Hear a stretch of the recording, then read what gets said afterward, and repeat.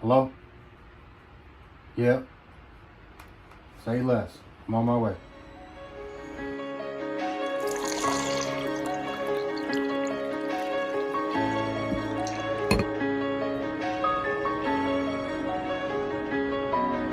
I've been about getting that money. I've been about getting that bread. I've been about chasing paper. I've been about fucking heads. I've been about keeping it solid. I've been about being a G. I've been about you how you feel. You don't think before you speak. Be quiet. I've been about getting that money. I've been about getting that bread. I've been about chasing paper. I've been about fucking heads. I've been about keeping it solid. I've been about being a G. I've been about fuck you how you feel. You don't think before you speak. Be quiet. I've been about getting that money. I've been about getting that bread. I've been about chasing paper. I've been about fucking heads. I've been about keeping it solid. I've been about getting the G. I've been about fuck you how you feel. You don't think before you speak.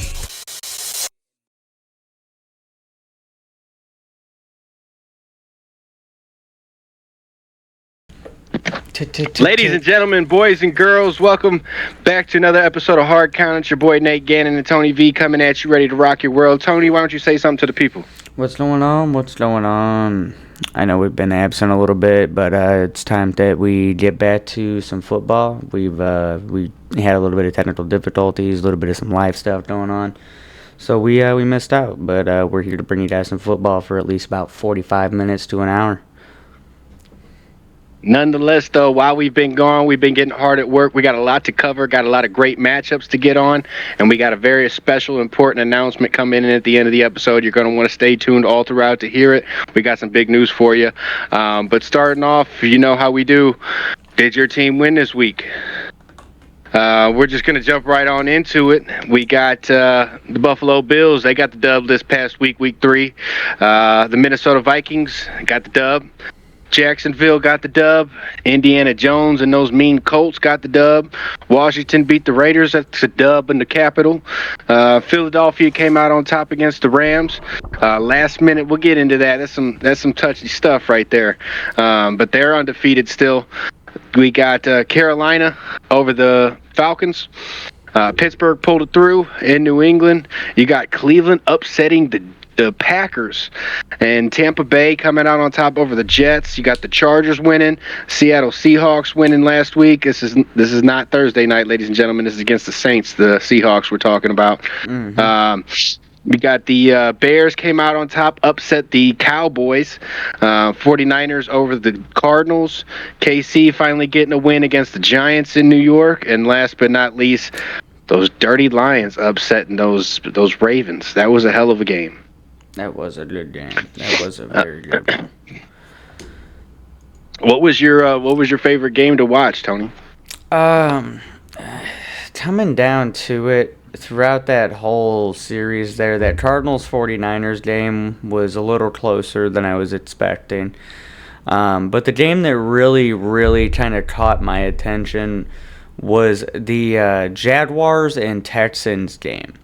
That one was a very, very defensive-sided game. Again, we've always expressed we really like defensive games.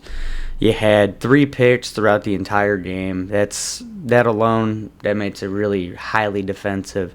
Trevor Lawrence couldn't get going with any touchdowns, but they managed to get their run game going. It was all right. That one was a good one to watch. But that if I had to say, that one was my favorite one to watch. My favorite one was that Lions game. I was pulling for the Baltimore Ravens to come through.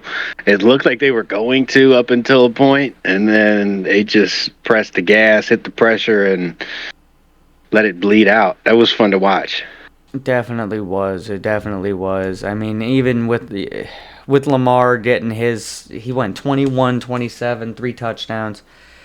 That's more than enough performance there. At that point, you're almost looking at the total opposite kind of deal of that game I watched with, the Texans. But this one came down to whose offense is going to outscore whose. It did come down to a defensive play set that managed to allow Detroit to take that lead, though. Those are some key fumbles that King Henry can't be fumbling the ball like that, especially this early in the season. that team has a habit, and you know exactly what habit I'm talking about, and we're talking later on in the season. Mr. Henry, now, is it fair to say that that's a habit of his just yet, or are we going to let this one slide? And at what point do you say that's what defines him? That's who he is. You know what I'm saying? That's not the first time this happened by any means. No, definitely not the first time that's happened at all from either party on that side of the ball. Usually, when one side of their ball is balling out, the other side is letting up on the other end. I hate to see it. Those Ravens, they have all the talent and potential there. They can't get those pieces moving in the right direction. They will have a chance to do that coming up here. We got some solid matchups. I guess we'll dive into right now then. We'll start off on a loser side because we want to end on a high note and talk about the winners. Your 0-3 teams going into week 4 are the Jets, Dolphins, who happen to be playing each other this week 4. You got the Texans and Titans also playing each other this week. Both of those division matchups. You got the Giants and Saints at 0-3. Tony, which one of those teams is the worst? Personally speaking, to me, the worst team there is going to be the Texans. They are working with C.J. Stroud. I understand that, they may be down a receiver or so, but he has Nico Collins. He's got Dalton Schultz. There should be no reason that he's not getting this game away from these other teams. Like we all saw with that Jacksonville game, he lost control of the ball. 2 interceptions that turned the ball over, which ultimately cost them that game. Those 2 interceptions, that's 2 rushing touchdowns. The way that I see that the Jacksonville Jaguars have on the board, that's 2 touchdowns that he could have matched. You're not wrong. I was looking and say that was a division matchup. Those teams play each other. They got lots of film on each other. Correct. But if you're 0-3, you're 0-3 with a veteran quarterback, you're going to have a lot more or a lot less leniency. If you're talking the Giants, who are now pushing, they got Russell Wilson out. They're now rolling with Jackson Dart because they're hitting 0-3. So we're going to see how that game goes for them. You got the Saints. They're rolling with Spencer Rattler right now. It's really he's doing better than you would expect. He's doing a little better than you would expect, and that's not wrong at all. Then you have the Titans. They're having a rookie QB. So if you're looking at the experience-wise here, the only team that stands out to me that's really them, and maybe even the Dolphins as well. But they can even get thrown into that category too. Because the Jets, they're the Jets. We're just going to leave it at that. But the Dolphins and the Texans, those 2 teams right there with the experience and the amount of veterans on their team, the amount of money that they put into the team, there should be no reason that you're 0-3. Yeah. Yeah, I don't disagree with you. The Dolphins have been getting a lot of heat these past few weeks, and somewhat understandably so. However, I did see them bounce back and play a very hard-nosed game the week prior against the New England Patriots, and everybody counted them out. I saw broadcasters coming in. They were down 14-0 early on, and you heard a whole bunch of chirping going on about how Mike McDaniel is as a coach. The Dolphins can't get anything together. And they rallied back, and they almost took that game. It was a close game all the way till the end. I don't know if it's going to get any better for them because they don't seem to have any motion that catches. They just kind of seem to ride a wave, and that seems what carried them through. But I don't think that they're as bad as, say, the Saints or quite even maybe the Jets. The Jets have been hanging on in games. They've been giving people a ride for their money. But the Texans, to me, I saw that game against the Bucks, who are 3-0, that Monday night game 2 weeks ago, and they seemed to play them pretty darn well all the way till the end. They had a chance to pull that away. And the Titans, another team, they played the Rams really hard. They played the Broncos. I think it was week 1. Pretty hard nose. I think Cam's just got to find some chemistry. It's going to take time to develop and delve into the playbook a little bit more. They got it on defense. The one thing I will say, well, I'm going to get into that here in a minute, because I'm going to touch on the Titans here again in a minute too. But I get what you're saying with the Texans. To me, it just seems like they're like one little piece away. I don't know if I'd call them the worst. I don't know about it, I mean, you've already got pieces there that seem that they should be working a little bit better than that they should with the experience that they have in this league. Especially the same can be said with the Dolphins. And as Mike McDaniel said, you have to win to win, and you lose when you lose. And honestly, that's just it. Like, you have to outscore your opponent to win the game, and when you don't do that, you really just lose the game. So that's what it all breaks down to. Here. Yeah, we're working here. We are working here. My Steelers fans know what I'm talking about. All right. Well, cool. That was a good take. 3-0 teams. You got the Bills, you got the Chargers, you got the Eagles, you got the Niners, and you got the Bucks. In your opinion, who's the best 3-0 team? In my opinion, the absolute best, one of them. Oh, it's going to have to be the Bills. It's going to have to be... Really? Well, I'll break it down between the Bills and Indiana Jones over there with the Colts. Because currently, they're both the higher scoring points. They've got more points. Electric. They've got really exciting games to watch. They're high point games. There's good defense. You know what? I will switch that answer over. I'll go ahead and go with the Colts because looking at just based off of the numbers here, they are the best team in the league. They've got the most points to the least amount to allow their opponents to score. It's hard to argue that. You're spot on. They look red hot. They came out of the gate firing. Nobody counted them to win. They came out of nowhere. Daniel Jones.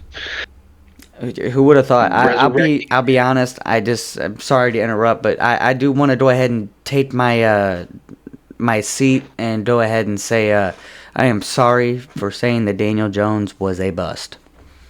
Yeah, and I'm going to echo that. I was on episode 1 talking smack. Ladies and gentlemen, we keep it real here on this podcast. Hats off to those guys. They're controlling it right now. Ain't nothing else to say. No. In my opinion, I'm going to shock you here a little bit. And as much as I don't like to say it, and I know it's probably going to bite me in the ass later on in the season, I'm going to say those Chargers are rolling in with some steam right now. It's hard to say. They seem to control every single game they've been in so far. That defense is rock solid. Justin Herbert is on his way to having a career year. Keenan Allen's been brought back, and he's got a touchdown in every single game. The one thing that they're missing is getting that running game involved and established, and it seemed like they were on the brink of that this past week. Like I said, you come toward postseason time, and those Chargers seem to go ghost, but I don't know if Harbaugh's got that on his radar, and those Chargers look mean, mad, and strong, even without star player Khalil Mack. And the only people I see that come close to that is the Bucks. And the Bucks struggled against the Texans. I don't think anybody, in my opinion, nobody looks stronger than the Chargers. That's just me personally. And like I said, I don't really like saying it, ladies and gentlemen, because you look at teams that haven't won anything. I'm just going to leave it at that. But they look red hot out the gate. And people counted them in, they expected them to be in the runnings, but not to the degree that they have been thus far. No, definitely not. I for one, I figured that at this point they would be 2-1 going into a 2-2 right now. Which that was just kind of, my thoughts on their season for so far. They've exceeded the expectations that I set for them. There are a couple other teams that have done that. There's a couple of the teams that have done a little bit worse. Some of them have done exactly what I thought that they were going to do. We were not going to call them all out here, but overall, it looks like we're getting a very interesting first quarter of the season. No doubt about it. For those 0-3 teams again, Jets, Dolphins, Texans, Titans, Giants, and Saints, when do you hit the panic button? At 0-3, 0-4? When is there just, okay, somebody's got to get fired? I mean, the Giants have already made the QB change, putting in Jackson Dart this upcoming week. That's where you got to break it down. It all depends on what you're talking about. If it's seeming to be, it depends on the team, because you have the Jets, which they're the Jets. We're just going to leave it at that again. The Dolphins, okay. You're pissing off a lot of people in New York right now, Tony. It's all right. We'll get to the Giants later. Now the Dolphins, they're actually, you know what? I'm going to retract my last statement. Okay, Justin Fields, you did ball out. Congratulations. Hats off. You've been doing all right. That defense got to help you out a little bit. They got to give a little return. Now speaking for the Dolphins, you have Mike McDaniels. You've got Tua Tagovailoa. And then you've got Tyreek Hill. You've got so many different star older players now. And then you've got Tua that's taken more beatings than, he could possibly imagine. Neighborhood. Yeah, it's crazy. So overall, you look at exactly what it's going to break down to. Are you guys scoring points or are you guys not scoring points? Is this something offensive or defensive? Or is this just all around a coaching failure? Because if it's an all around coaching failure, then you need to bring somebody in to start cleaning house and change that system back up. Because at some point, Mike McDaniels, he made like a left turn instead of keeping them going right. Because they were doing so well before these past couple years. They were doing a little bit better, especially after they first acquired Tyreek. Yeah. I did catch rumors this week. It came out. People had always been showing up late to practices, late to meetings, not taking meetings seriously, and it's all cool. So and, then and chickens. I would boil that down to coaches. I would boil that down to your coaching, and with the answers that he's been giving, if they go 0-5, he's got to go. They got to bring somebody in to bring that different energy in the building. If you're talking the Texans, I'm saying that's if you that is their point. If you're asking me, that's their point. When do you panic? Gotcha. Is 0-5 for the Dolphins. Okay. The Texans, this next game, you've got to win this game. This is your next home game. You're currently 0-3. Make this one up to the fans. Win this one at home. Come on, CJ. Bring this one home. Titans, you don't need to panic at all. You guys are in a rebuild right now. Everybody should know that. You guys are actually doing all right. For what you guys have right now, you guys are doing pretty well. If you guys can string together, 4 to 6 wins this season, that's a great build upon into Cam Ward's next season. So I wouldn't complain about anything to do with them Titans right now because they are in that rebuild. Giants, now that they're transitioning, Giants have already hit the panic button. Yes, they've already hit their panic button. They already did it. They jumped the gun. They're doing it. Now the Saints. Russell Wilson been panicking for the past 2-3 weeks, throwing up ambulance balls, man. Somebody's out there. Malik's out there somewhere. Yeet. Moonball. I've been doing this.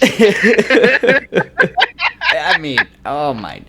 It looks so bad. I feel, my hat's off to Russell for sticking it out this long. But my man, This is your 4th time in a row now. I think it's time to hang up the gloves. I was gonna say, at what point, if you're Russell Wilson, do you hit the panic button? You gotta hang up the gloves, man. That's 4 times. Ooh. Now that the Giants have already hit their panic button, if Jackson Dart does not start to succeed, if he's not succeeding and they don't start to win games within the next 4 to 5, they don't get at least one win, that's when you hit the panic button on your coaching. So I would say you give your rookie a good solid 5 to 6 games. If he can string together a win within then, you're good. You're golden. He got a rookie that can actually play some ball you can build upon and be able to work with. If you get somebody that goes 0-18, then you don't have something or a potential, depending on the situation. I think Jackson Dart will come in and string up a couple wins together for them and hang that coach on until at least later on in the year. Scadaboo's playing great. That defense is playing great. Neighbors is playing great. They got all the pieces there in motion. I don't see Jameis Winston coming into the picture at all. Like you said, if anything, I think they'll get rid of that coach. But now the Saints. It's high time they do something in New York. The Saints. Another rebuild year. Yeah, they are kind of in a rebuild year, and really they haven't been doing bad. 49ers 21-26, Cardinals, Saints 20-13. The only game that they've really gotten beat to hell at was the Saints and Seahawks game, in which 44-13. In which Spencer Rattler really didn't do that bad. He went 28 for 39. I mean, he missed 11 passes, 218 yards, 1 touchdown. He did throw a pick, which it happens. Sam Darnold did his thing. He has always been that man. Those Seahawks look real deal. They do look real deal. With him there in the pocket, he does seem to have that presence again, kind of how he did over in, where was that, Minnesota, that he came out of. He has that same kind of feel that he brought over there. He just brought it right on with him. And it's good to see that he's picking right up where he left off. No doubt. Okay, last question I got for you. Of those 3-0 teams, are they all playoff locks? And if not, which team is the least likely to make the playoffs? Again, those are the Bills, the Chargers, the Eagles, the Niners, the Bucks, and those Colts. Niners are going to be your least likely to make the playoffs. They've been holding on by a thread, it would seem. Niners in every game. And they did just get a couple injuries. I do see McCaffrey them should be injured by the end of the week. Yeah, for real. His hamstring is one spin away. One spin away from just. I was like, man, it's week 4. This guy's still playing. What the heck? If he's still here by week 6, I'll be surprised. But if he's still here by week 6, I won't say anything else about him for the rest of the year. I promise.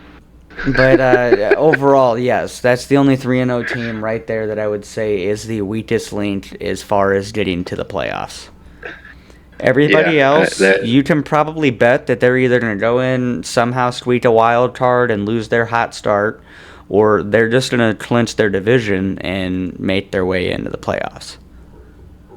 Yeah, to me, those are all powerhouses, except for the 49ers. All right, well, I guess we'll move on to the next segment, cover a little bit of the news that's been in the tabloids this week. Starting off, talking about losing team since 1990. Only 14% of teams that have gone 1-3 make the playoffs. This week you got 2 of those teams facing off in the Ravens at Kansas City game. Tony, in your opinion, who's going to come out on top in that matchup? And in your opinion, if one of those teams is going to make the playoffs, who do you see not making it? Honestly, I'm going to have to go ahead and roll with the Ravens. I think that Lamar is currently, he's kind of coming back from what just happened there. I think that Henry's not going to fumble the ball. I will say that I do not think Henry will fumble the ball against the Chiefs. That being said, I strongly believe that the Chiefs are not going to be able to make the playoffs this year. Something just seems completely off about them. They seem almost helpless in a way.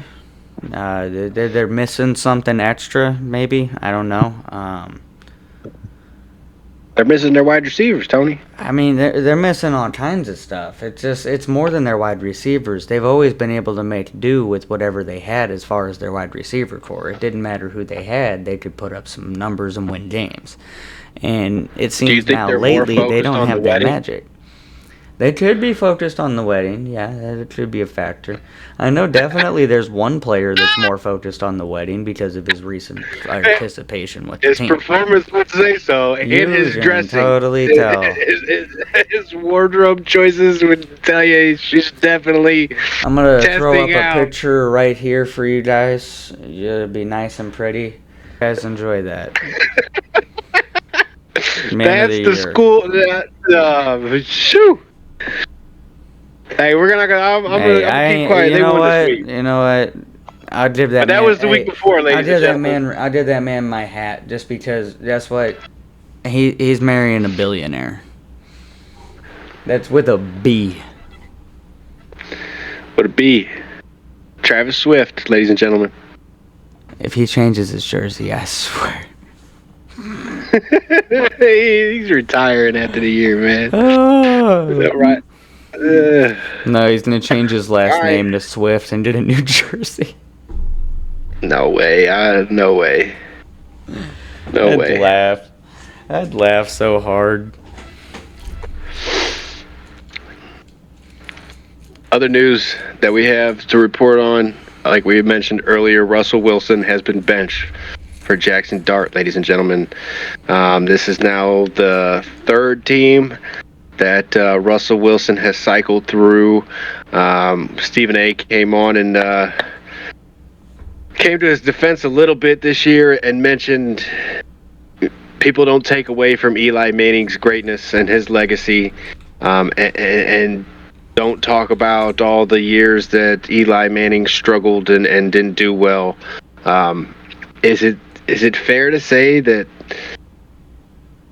the past several number of years now have tainted Russell Wilson's legacy? Is he not a Hall of Famer anymore?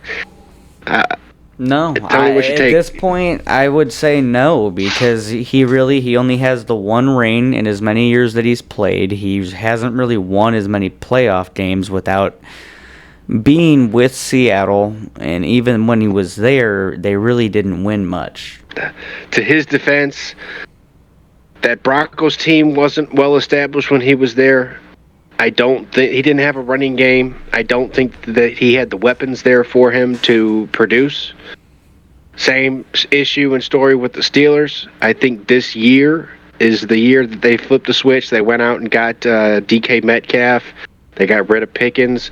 They've drafted a rookie running back who's he's been doing well this year. They've also got another one he's not a rookie, I don't believe, but they got another running back there to split the duo right there. They also got Defense that is picked up. They quarterback went out. too. They also drafted that quarterback. They showed some practice reps. He seems to be mirroring Aaron Rodgers' throw style. No doubt. They've went out and got Jalen Ramsey. This year they really made an effort to win, it seems. They didn't seem to do that with Russell. They had Justin Fields there, and they were kind of experimenting with that. And here you got the same story in New York. You got Jameis Winston, Jackson Dart, and Russ. Granted, he does have a lot more weapons and a defense, but I can't say that coach is well established. He has a losing record significantly, and it's like the Giants haven't been that good since Eli.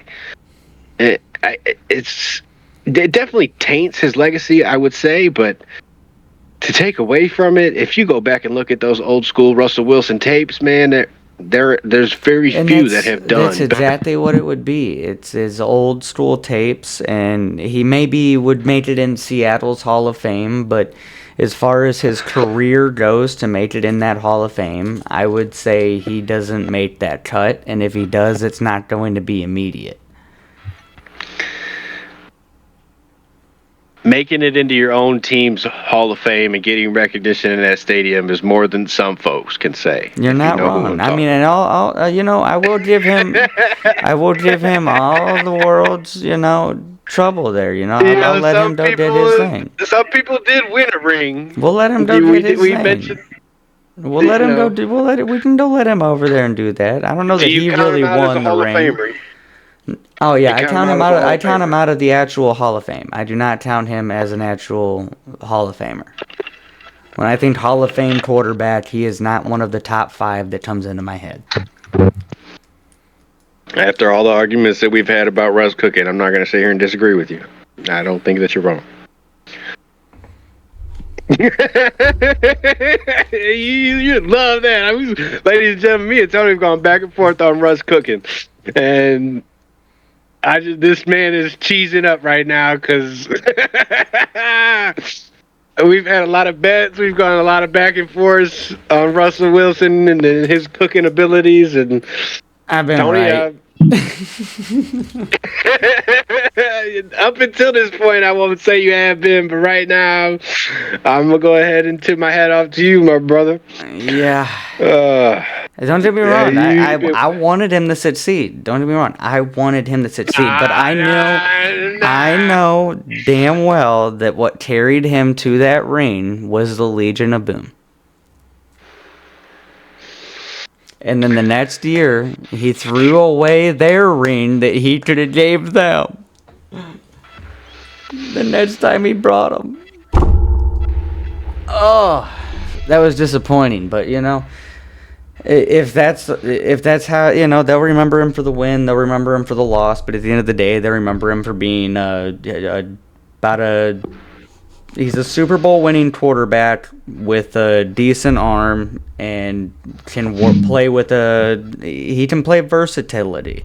He can actually pull something together. He's a versatile mid quarterback, but he's oldish. See, Russell Wilson in his prime is a playmaker.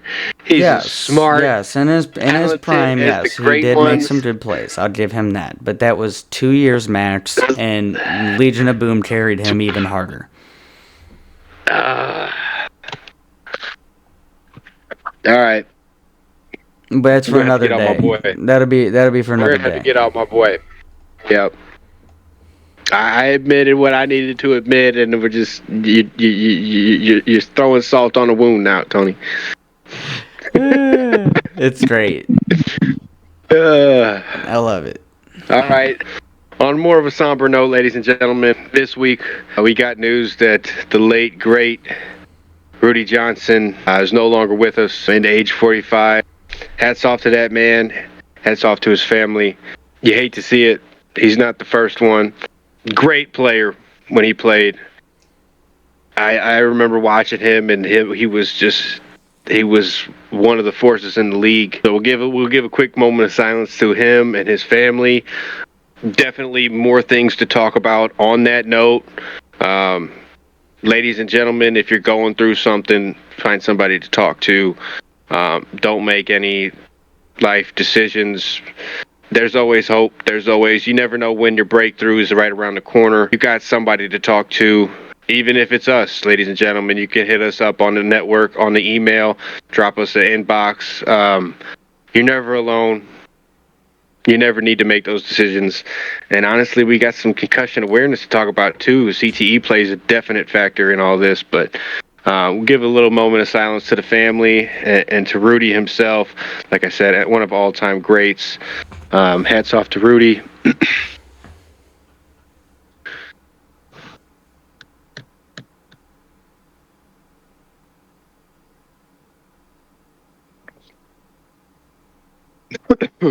But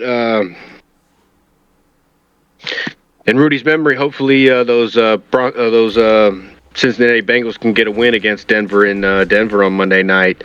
That's one of the better 2 matchups that they have going on. We would love to see that happen for the family over there. In other news, Tony, we mentioned C.J. Stroud earlier. Do you see C.J. bouncing back this year?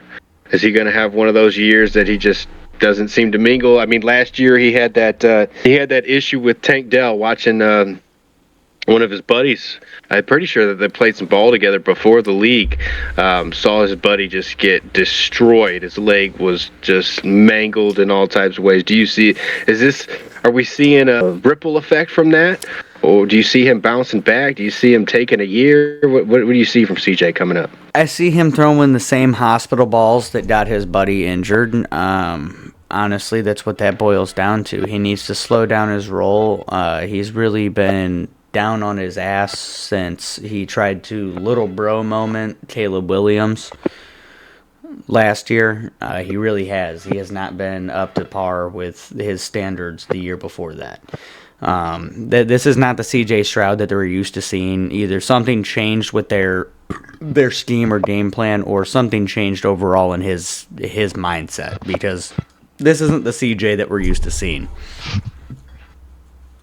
Definitely not. Definitely not. I do think that there's hope for him. Last week against the Bucks on Monday night, they didn't play their greatest game, but they didn't play a bad game. I think the key for them is getting Nick Chubb involved, getting the run game going, and taking a little bit of the pressure off of him. I feel like he came out of the gates firing. He was the rookie stud that everybody was talking about. You have something as catastrophic as what happened last year to one of his best buddies and his best wide receivers, and it does take an effect. And I do think it does take some time for him to bounce back. He's got to catch a groove. He's got to build some chemistry. He's got to get that confidence back. I don't know if it happens this year. I think we'll see glimpses of it, but I do think it will go carry throughout the majority of the year going through, and we won't see the CJ that we know and have seen in recent memory until at least next year. Unfortunately, I think they have all the pieces there. They could do it. I hope they prove me wrong. But it's one of those things, you know? Definitely one of those things. I mean, I think they could prove us all wrong. They could do whatever they could do. He could turn it around right now and come back, and still, he could win the rest of the games this season. I don't know. That's the best part about football. I could see that happening very well. Like I said, they got all the pieces. Anything. They were a playoff team last year. Exactly. That's what's throwing me off. That's why I had to throw him under the bus there when he's there 0-3. I didn't imagine, and I had to group in Mike McDaniel there, because those are the only two teams that you're talking high caliber veterans that should be playing at a higher level than they are right now. So obviously, those are the ones that need to get thrown under the bus first. You're definitely not wrong. Okay, last bit of news here. Quinshon Johnson of the rookie of the Browns. We're talking rookie running backs, ladies and gentlemen. Quinshon Johnson's got 155 yards on the season. Aston Jeanty has been labeled the bust thus far at 144 yards this season in 3 games. And then last but not least, you got Omarion Hampton of the Chargers at 142. Now, Tony, of those 3 running backs, who do you see having the more premier year? Honestly, if Jonty's line can get behind, or more or less in front of him, he's going to be doing a lot more. Will they? Yes. Will they? If they can, then you're talking a whole different ball game with him, because he has. You said 144 yards. Correct. And he has 146 yards after contact. That is true. He's a hell of a player after contact, no doubt about that. Meaning that he is getting hit behind the line of scrimmage almost more than any other running back in the league. On average. I think statistically you're right, yes. It's about 57% or so of his snap percentage. He's getting hit before he even reaches LOS. And that's insane to even see that he has 144 yards, if that is the case. That's why I ask you, will that offensive line develop and progress? Because so far we've seen them non-existent. We've seen currently they're under that first year. They're trying to go into their new culture or game plan. Whatever they have Pete Carroll building over there right now is what we're seeing start to develop. So there's going to be bright spots. There's going to be dark spots. And hopefully the dark spots are the really dark spots that everybody that's a Raider fan really enjoys. Enjoy what? Say that again.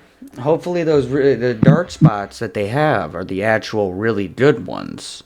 Where we have they have a nice dark hole at their home. They're staying at home, keeping their black and silver there. They go home and have a nice win here against the Bears.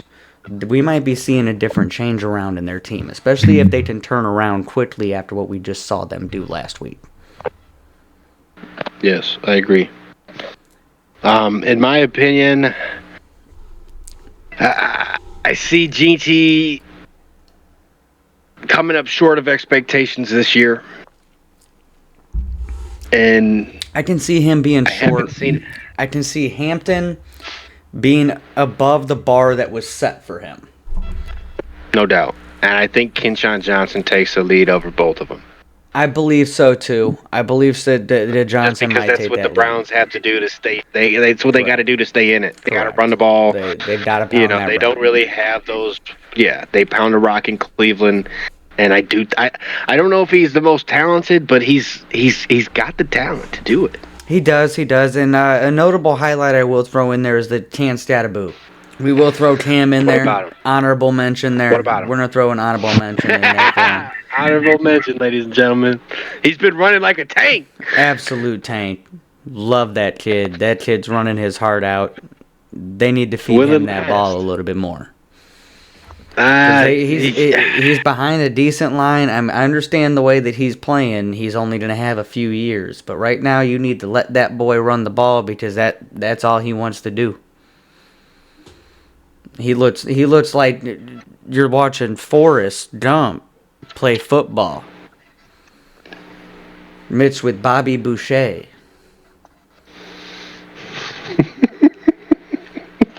It's wild to watch him play the ball. It's really something to see. We haven't seen that kind of electric kind of player in a while, and I feel like Jonty would match. Player since Mike Allscott. For real, and I feel like if Jonty's line could give him the capabilities of what Stataboo has, or what Omarion Hampton can do, or what Johnson could do, he could be better than those players. But it's all going to depend on if he can get past that line of scrimmage before he is touching contact. From what I've seen on the tape, that line, I don't have any hope in that line, and I hope they prove me wrong, but man, Geno's the most sacked quarterback in the league. You look at those pass plays, he has zero time to get rid of the ball. GT's getting hit in the backfield every play. You got a mismatch on players with JPJ and Jordan Meredith over there. You got him out of position. You got him not playing. You got a lot of cloud and mystery around why he's not playing. It's just a cluster, you-know-what, for me, and I don't. It is. Like you said, we might see glimpses here and there of promising hope. But all in all, I think what we've seen so far is going to be the tale of the season for them. And I hate to say it because I love the AFC West and I love seeing those Raiders do well, but it's a mess right now. It is a mess. And you did bring up those sacks. He is currently tied right now with 12 sacks, leading. He's not current. He's tied in first place with 12 sacks with Drake May, Geno Smith, and Lamar Jackson. All three of those quarterbacks have been sacked. When your quarterback's under pressure like that, you cannot win games when you can't run the rock. It's a recipe for disaster. It leads to exactly. It's absolute disaster. All teams are going to do is stack the box because they don't see your game as a threat. Yep. But they're playing the Bears this week. It could be different. It could be different. We will see what happens. And you've got the Browns playing the Lions. They could have a little setback this week. Who knows? Yes, they do. You ready for the new segment by chance? Ladies and gentlemen, we're going to introduce to you a new segment, Coach's Corner now.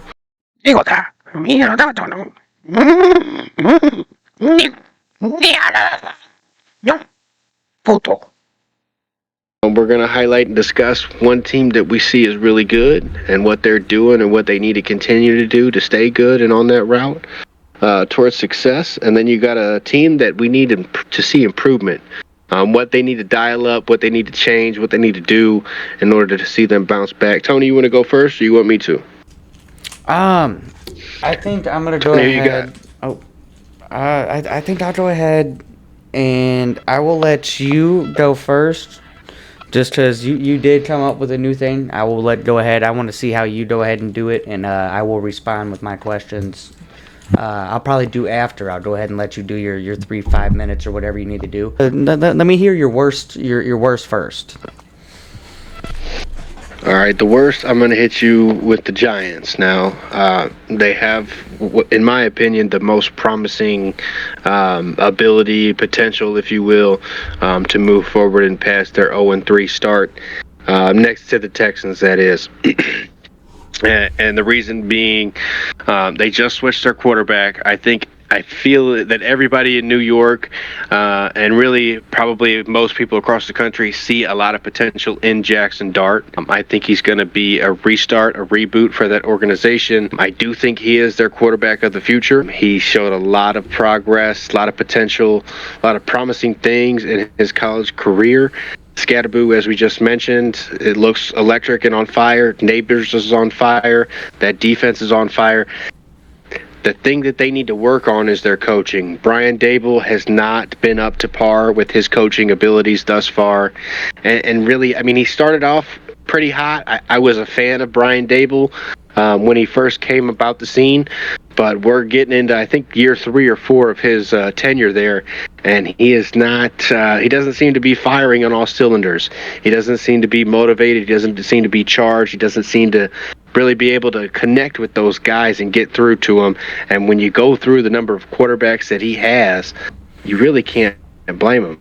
And you really start to see the underlying issue there. They have all the pieces.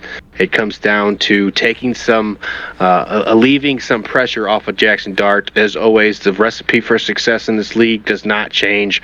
Run the football. All the great teams know how to run the football well. That's how you start out and play defense. Take that pressure off of your rookie running back, and when he does have pressure, give it to your star wide receiver and watch things blossom. That coach needs to dial up some plays. They need to go back to the chalkboard, find some good plays that work well for their system and their players. Thus far, they've been mixing Jackson Dart in here and there, and it just looks kind of just weird and foreign and awkward. And give him the confidence that he needs to succeed. Put those tools in motion around him, and I think you see a chance at a winning record for those Giants. Okay. There's only really maybe one question that I would have about that, and that is, how do you said that you think that Jackson Dart will come in to be able to turn it around, and I can see him doing it. Don't get me wrong; he is about just as agile as Russell Wilson could possibly have been. But even Russell Wilson was getting sacked 7 times behind that offensive line, and he threw 3 picks with a completion rate of 60%, of less than 60%. I can understand why he got benched. But overall, I mean, it's all going to boil down to almost the same thing that we talked about with the Raiders, I think. But my question to you would be, what do they try to fix if Jackson gets injured? Do they bring in Jameis or something different? I don't see them bringing in Jameis until maybe, if Jackson Dart, I could see it going down where Jackson Dart wins a handful of games, say, and then starts to tail off, and the Giants are trying to maintain playoff hopes. That's when I think you see Jameis Winston come into the picture. The way they sort of offset that pressure that you've seen underneath the quarterback position so far, I think those offensive linemen will rally around that rookie quarterback. different to compared to how they have with Russell Wilson. I don't see Jackson Dart as agile as Russell Wilson is. Russell Wilson has a unique skill set, and it's hard to be able to dial up plays for him. I think Jackson Dart strikes me as more of a traditional-like quarterback, and I think they need to attune to that. I think they need to attune to the powerhouse style running. I think you need to see some I formations there, give Stadaboo up the gut, run the rock, and have him dial up simple play patterns to those wide receivers. Get a tight end involved. Like I said, I think that offensive line rallies around him, and they see that this young guy coming in, showing promise, showing leadership. I think that's going to be the determining factors if they can rally around him and build some confidence. And as a coach, you got to let that happen. You've got to. To me, Brian Dable seems to be a hands-off coach, and you've only seen that work in a few instances around the league. He needs to be more hands-on. He needs to be championing his quarterback. You can't really champion Russell Wilson because he's an established champion himself. You got to kind of let him do his thing. Jackson Dart, you got to be sort of a cheerleader for him, and you got to kind of guide him along. And it'll be interesting to see if Brian Dable can rise to the occasion, if you will. All right. Let me go ahead and hear which team you. Let's hear the rundown on your best team here. Best team for me that I'd like to speak on. Honestly, it's Philadelphia, but it's hard to pinpoint exactly what their weakness is or really what their strong point is. They seem to be just living on a hope and a prayer there in Philly, and they kind of get by pretty well doing that. So I'm going to discuss the Bucs. The Bucs have come out the gate red hot. Baker Mayfield led the league in touchdowns last year. He looks like he's on track to do it again this year. They've got Chris Godwin. You know who Chris Godwin is, Tony, and a lot of people on this podcast do. Chris Godwin is preparing his return from injury. I think he had an ankle dislocation last year in week 7. That's taken him out all throughout the offseason and this season so far. But you got, I think, is Mike Evans, did I hear that he's hurt this week? Yes. Out with hamstring. That makes his seventh consecutive season with a hamstring injury. I don't know if they've come out and said it yet. If Godwin if he's gonna get the play, but you got Ibuka coming in, and he's been red hot. You've got Bucky Irving, their running backs, come out red hot. They need to spread that rock. They need to get Chris Godwin involved. So when Mike Evans does come back, he's not gonna be out too long. You have three great wide receivers that you can spread the ball to. Like I said, the recipe's simple for success in this league. Run the ball, keep feeding Bucky Irving, maybe spread the love there too, and keep playing solid defense. That defense has always been solid. Todd Bowles over there, he knows how to get the defense churning and going.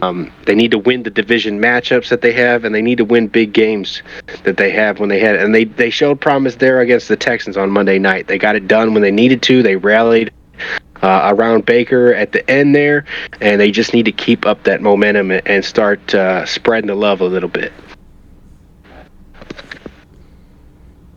It's understandable. Now the question, I got a couple questions on it. Maybe. One, what do you do?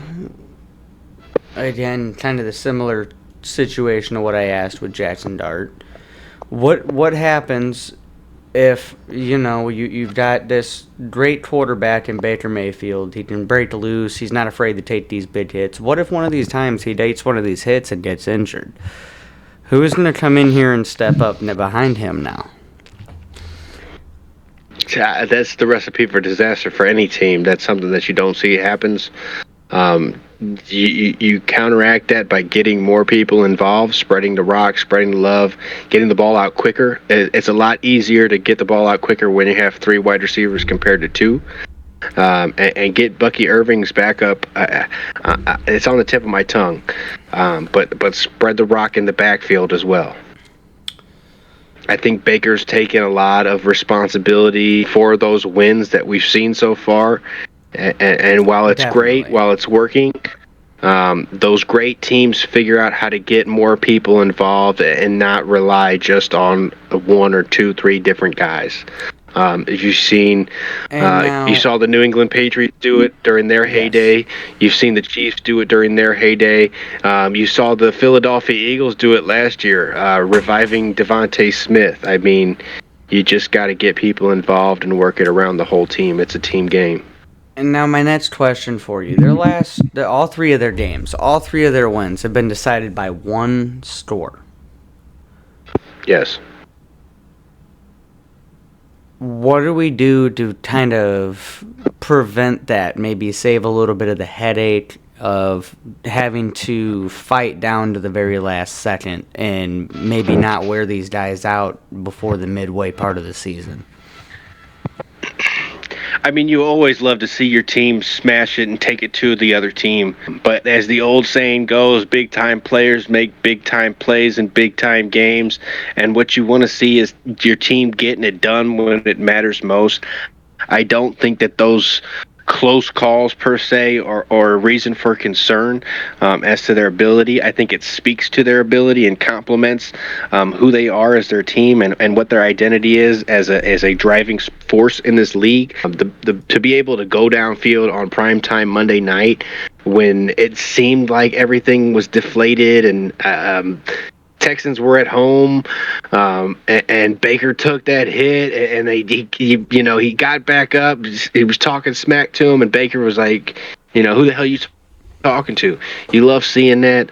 I don't think that it's any reason for concern that those games have been so close. First 3 weeks, you're establishing who you are. You're figuring out things. You're developing chemistry between your players. I think we'll see things start to get easier for them down the stretch. All right. I think that's all the questions that I'd have there. Cool. Question for you. Who's your team that needs most improvement? Choo. I'm gonna go with the Texans. Honestly, they need to improve. Big time. Honestly, same situation, but in reverse for them against with the Buccaneers because they've lost all their games by one possession. Something's got to give. You've either got to have C.J. Stroud start stepping up as the veteran quarterback that you drafted him to be. The caliber that he should be at is leagues levels above this. There should be no reason that he's losing these kind of games. He shouldn't be throwing this many interceptions this early. He shouldn't be having to drop back in the pocket and lose 82 yards off of sacks. He's not doing anything that we're used to seeing. He's currently averaging a loss of 10 yards per sack. That's the wrong way to go. You need to stop dropping back in the pocket so far. You need to try to move maybe to the side or try to swing out one way or the other or just tuck and run. Make a play. Do something other than feel like you don't or like you don't need to be the hero. When really your team right now, they need that hero. They need that hero in them. You can't rely on Nick Chubb, who just came over from the Browns and he's coming off of an injury. Don't get me wrong, he's a phenomenal running back, but you've got Nick Chubb over there and he's not going to be able to keep up with that weight if you're throwing the ball and giving it right back up to the other team and they go down and score a touchdown. He's past his prime. Then you hit. I don't know about past his prime. I don't know about past prime. I don't know that he's really reached that prime state yet. It's only going to be about for 2-3 years, and if he maybe eclipsed a little bit of what we could see with it when he had that full dealio. Maybe it is like you said, if he has that not solid 1 and 2, Nico Collins, Tank Dell, if he has them solid 1 and 2, maybe it's a different story. But if that's the case, then maybe somebody else needs to step up. Maybe Christian Kirk could step up. Jalen Noel. I know they got Jalen Noel. Nico Collins. Yeah. You got Nito Collins. You got your tight end, Dalton Schultz. You can even get him, starting to get him more involved. You don't always have to focus the one receiver all the time. And then as for their defense, they've got to get to the quarterback. My goodness, it's atrocious. You guys played the Jacksonville Jaguars and got a total of half a sack on the game. You guys should not be doing that. That's absolute. It's garbage time. That's not cool. That's not how you guys should be running that team. You guys were top tier the past couple years.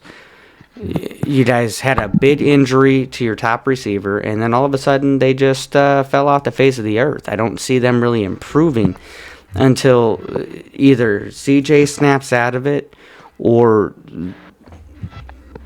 somebody starts stepping up other than CJ. That's about all I've really got for them. I mean, I don't see anything saving them other than either they fire the coach to bring in a different energy. It's not going to happen. But I don't see that happening because, like I said, they're already a good team. Or they'd bench CJ. And I don't see them benching CJ. It's not going to happen. They're not going to bench CJ. So CJ's either got to snap the hell out of it and start winning these games like we know he should be, or the defense has to step up and start winning the games because he's clearly not there. No doubt. No doubt. Any questions on it? My questions for you. Do you see them developing into a winning team? Do you see them making the playoffs? The potential is definitely there. Do you see it? Do I see it? No. Do I see it? No, not right now. The way they've been playing, absolutely not. No, I don't see it at this moment. Do you see CJ having an off year, or do you see him getting his stuff together and figuring something out? Maybe not the next 2-3 weeks, but down the stretch at some point throughout the season, do you see him firing on all cylinders and being the quarterback that we know he has the potential to be? I would hope so, yes. I would like to think that by the midpoint of this season that this team has turned around, and maybe about by the 8-game mark of this season, maybe they'd be about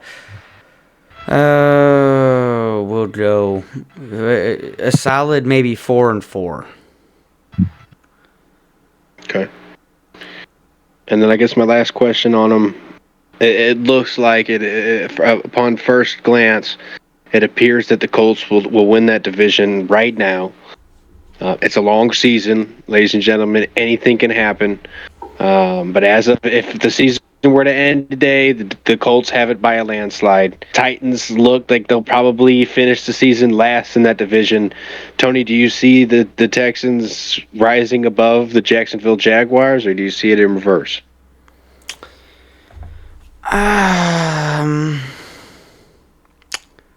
They just lost to him. It was in Jacksonville, granted. Do I see them rising above and they gave them? They gave the Bucs a very good run for their money. They easily could have won that game on prime time. At this point in time, I'm going to tell you no, because Trevor Lawrence is actually playing like he did when he brought them to the playoffs the last time that he did. And when that difference in how they're playing is that prominent, I can tell you that CJ, the way that he is currently playing, will not lead them to the playoffs. The way that Trevor Lawrence is currently playing football and the way that the Jacksonville Jaguars are currently playing football, they will go to the playoffs. Love to hear it. Good take. All right. Your good team. What do they need to do to continue to improve and win out throughout the rest of the season? I'm gonna roll with the Colts. Colts, dude, you guys are doing great.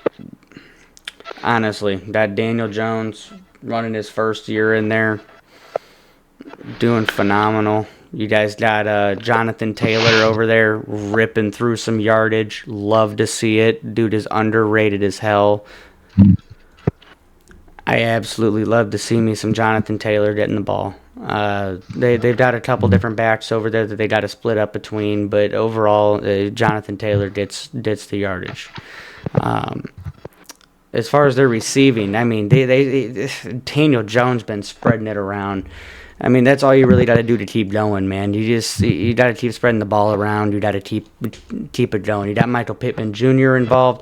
Even playing the Dolphins, you got Jr. involved for 80 yards. You got Tyler Warren involved for 7 for 76. Alec Pierce 1 for 36. You've got so many different options that he hit, and nobody averaged less than 6 yards for the catch. Wow. And then on the other side of the ball, you've got the other side of the ball is doing phenomenal as far as their defense goes. As far as the numbers look at it, the Colts are the highest points for versus points against team in the league right now, meaning that their defense and offense are both technically the best in the league combined as a whole. So they are the best team in this league in my eyes, on paper, on numbers. I don't care who the best quarterback is. I don't care who the best running back is. As a whole team unit, they are the top of the tier right now. And just underneath them, I would put the Eagles, which is another organization that's doing the same thing, except their Colts are implementing a little bit more of a passing game. Whereas the Eagles, they found a way to make their run game so predominantly strong that they can almost win the game just off running the ball. Whereas the Colts, they've been doing both. My example for you, you got the Indianapolis Colts versus the Denver Broncos. Daniel Jones, 23 for 34, 316, a touchdown. You got Jonathan Taylor with 25 carries and 165 yards. That's absolutely They are insane. outscoring. They're outscoring opponents 103 to 56, scoring nearly double what they allow up against their opponents, which is definitely unheard of. Yeah, and that's through 3 games. That is through 3 games. And those opponents have not been easy. No, not by the standards of the games that they're playing there. No, definitely not. I mean, you're My talking. My question for you is, yep, go ahead. What's their weak spot? I haven't seen one. Honestly, this entire time, I haven't seen really a single weak spot. I mean, you're talking the Colts. They haven't really had any single weak spot against. The Colts didn't have a weak spot against the Giants. Not the Giants. Sorry. The Dolphins. They didn't have one against the Broncos. They had a little bit of exposure that I saw as far as their deep ball, their passing game.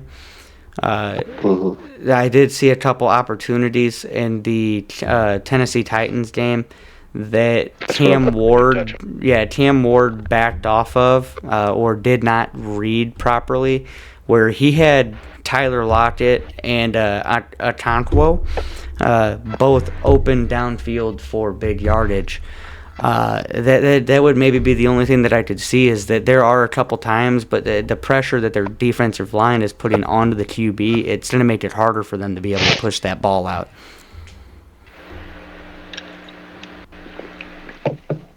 Definitely. It's a hard division to win in.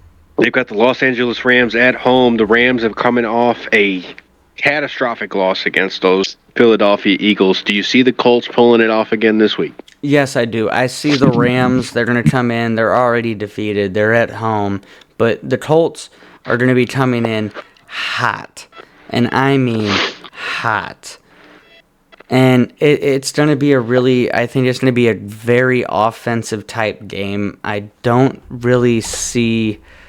I think it'll be a good offensive game. Like I said, if there's going to be any real play, it's going to be either like a medium or deep play. You're not going to see much short yardage play, and if you do, it's going to be off the run game, and that's just based off of the Colts and their defensive play style.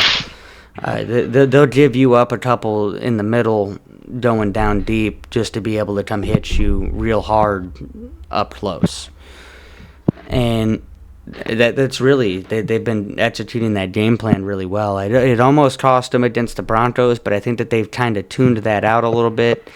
That was their real true test there. That was another good team, but again, you got Daniel Jones backing them up, and he's slinging balls. So by all means, Indiana Jones, take away.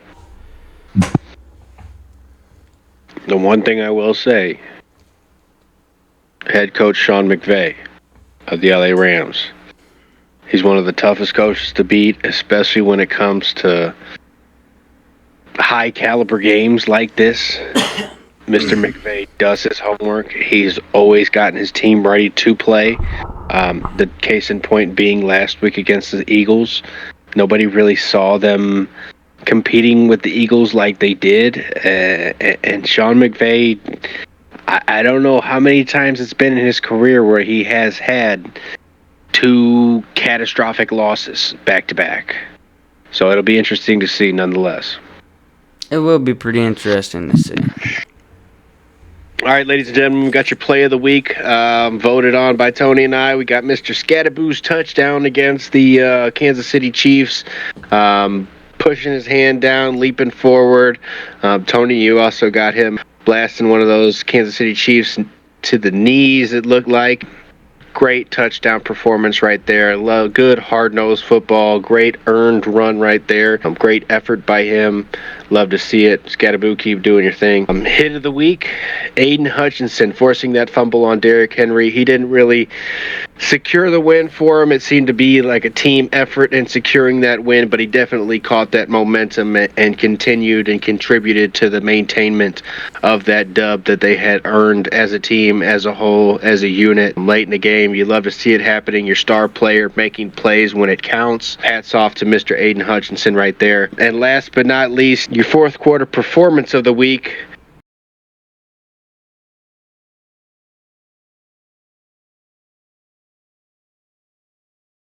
Philadelphia Eagles with the field goal block and returning it for the touchdown, reaching speeds of over 18 miles an hour. The big boy, you love to see big boy touchdowns. He won the game for him, secured the game, and brought Philly to 3-0. Hell of a play. It looked like the Rams were going to pull it off, and you love seeing your big boys pull through and taking it on down the field, especially given the circumstances, moving to 3-0. Hell of a performance.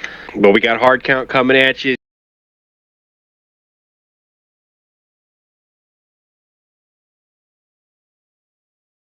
First question this week is, Tony, Did this Thursday night football game meet or exceed your expectations as far as how it went? next you got a trivia question from each of us. You've got the biggest, most notable win of the past week. You've got your game of the week to look forward to. I'm coming up here in week 4. And a bold prediction or what to watch out for coming up either this week or on throughout the season. Tony, you want to go first or you want me to? We'll let you go first. After the 90 seconds on the clock here, if we run out of time, there's an automatic default to winner. And then we want you guys to tune into the comments. Who had a better take? Who did it better? We're looking forward to have some fan call-ins to do the hard count with us. And if you do it better than us, you might just find yourself a lasting time here on the show. All right.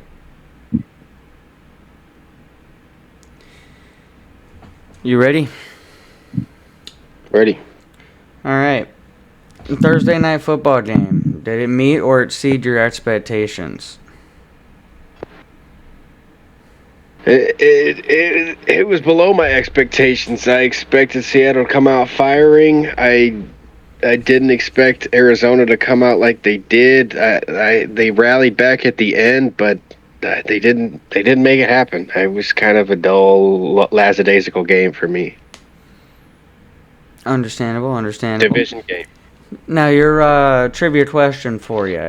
When was the last year that a player wore no helmet? 1946. Okay.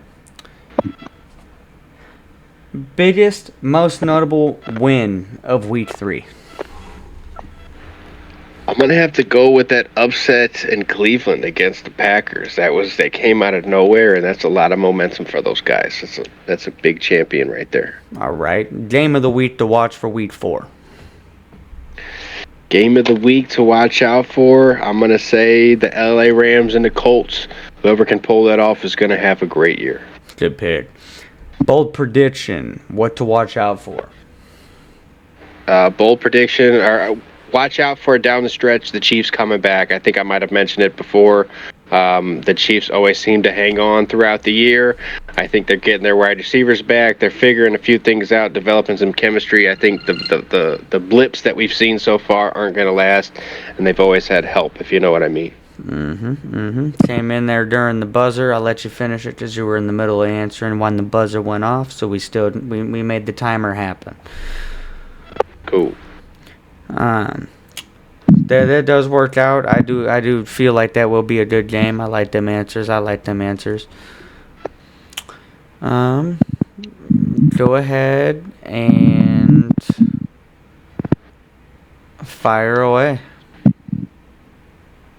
All right. Did your Thursday night viewing of the matchup between the Seattle Seahawks and the Cardinals live up to your expectations?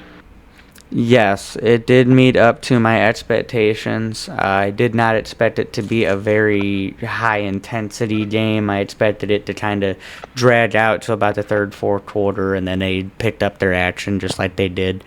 I did not expect them to come back and kick their field goal, but that did live up to my expectations. Very good, very good. We mentioned one of these players earlier on the podcast.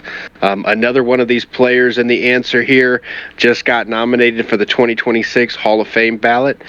Name one, if not two players who have won the NFL League MVP and did not win the Super Bowl? Rich Gannon, and I don't know the second one. All right. Biggest notable win of week 3? Biggest, most notable win, I'd have to give it to the Jaguars. Okay, a little curveball there. Game of the week, week 4. Game of the week, week 4. Let's go ahead and look out for the Browns-Lions game. Okay. Yeah, that's a huge statement win for both of those teams. Bold prediction, what to watch out for? Bold prediction, what to watch out for. Go ahead and keep your eyes on that Vikings-Steelers game. Both 2-1, both going to be going at it hard. You're talking J.J. McCarthy, Aaron Rodgers going at it. I'll be watching. Hope you are too. Love to hear it. Good takes. I'm surprised you answered the trivia question right. It was Rich Gannon. The other one was Lamar Jackson. Both have had standout seasons and both failed to win the chip at the end of the year. Surprised you caught that one. Hats off to you, Tony. Yes. Thank you. Now, for your trivia question answer. The answer, you said 1946, right? Yep. 6 years back, 1940. Bonus. I was close. Bonus points. I'll give you 2 guesses. What team did that player play for?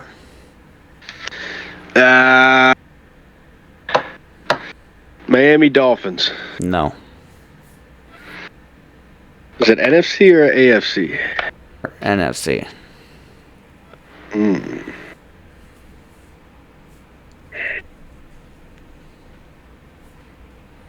Cardinals. No. Chicago Bears. Dick Plasman. Wow. I would have never guessed that. Who would have thought the guy named Dick was the last guy to take the no helmet game and play it? Ladies and gentlemen, every soldier wears his helmet before he goes into battle. Remember Except that one. Dick.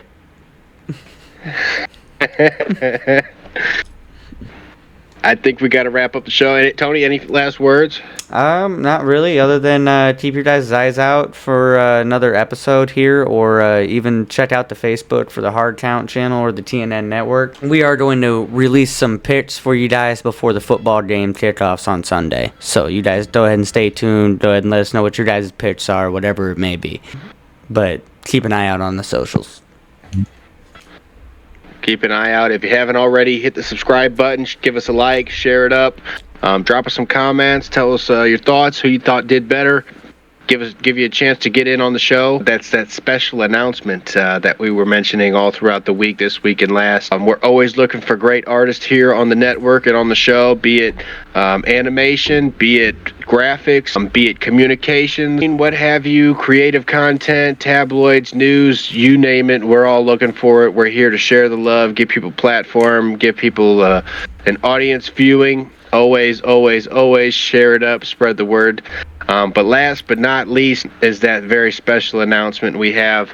TN Entertainment Hard Count Podcast are coming at you. You've seen some new animations here on the show. We are proud to announce that we have teamed up with Mr. Lucky at Ebuka Animate, all the way in Nigeria. So you can call us TN Entertainment. You can call us a lot of things, but definitely it's not just TN Entertainment anymore, folks. You know what it is. TN Global, baby. We global now.